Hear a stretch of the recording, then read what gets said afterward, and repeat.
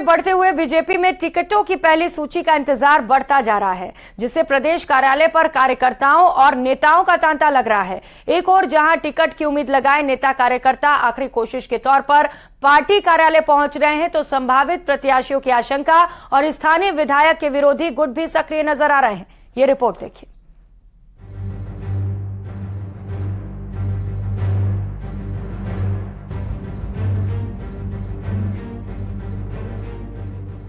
Party कार्यालय पर उमड़ी भीड़ और कार्यकर्ताओं की धक्का मुक्की बता रही है विधायकी का मोह कितना प्रबल है। दरअसल सूची जारी होने से पहले आखिरी कवायद के रूप में बड़ी संख्या में कार्यकर्ता और जिला स्तरीय नेताओं की बीजेपी के प्रदेश कार्यालय पर भीड़ उमड़ रही है। आलम यह है कि अब बड़े नेता प्रदेश कार्यालय आने से बच रहे हैं, तो भीड़ को काबू करने के लिए कार्यालय का गेट तक बंद करने की नौबत आ रही है।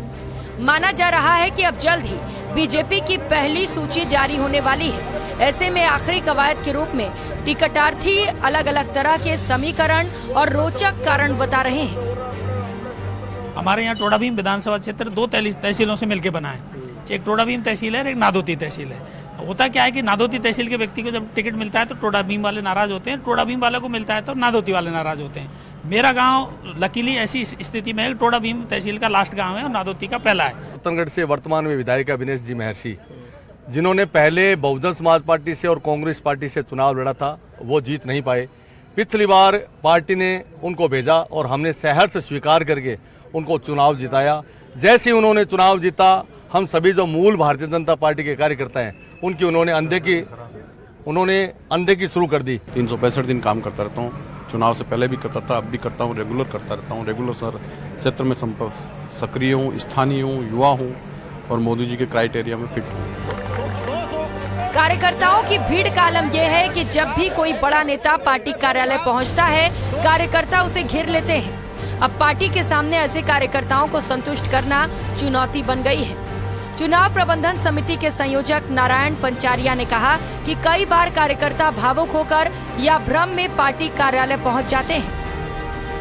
कार्यकर्ता आता है तो भारतीय जनता पार्टी नरेंद्र मोदी जिंदाबाद, जाते समय भी भारतीय जनता पार्टी जिंदाबाद। जिसके दिल और दिमाग में मस्तिष्क में कमल है तो निश्चित मान के चलो राजस्थान के अंदर कमल खिलेगा। भारतीय जनता पार्टी प्रचंड बहुमत के साथ में सत्ता में आ रही है।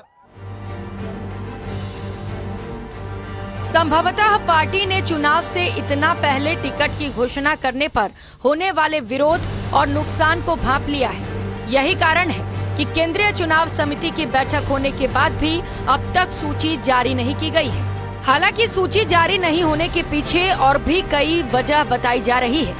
बहरहाल पार्टी कार्यालय में लगने वाले जमावड़े से ये तय है कि सूची आने के बाद पार्टी को एक बार जरूर अलग अलग स्तर पर विरोध का सामना करना पड़ सकता है। देखना होगा पार्टी कैसे विरोध को शांत कर पाती है। न्यूज़ 18 राजस्थान के लिए जयपुर से सौरभ गृहस्थी की रिपोर्ट।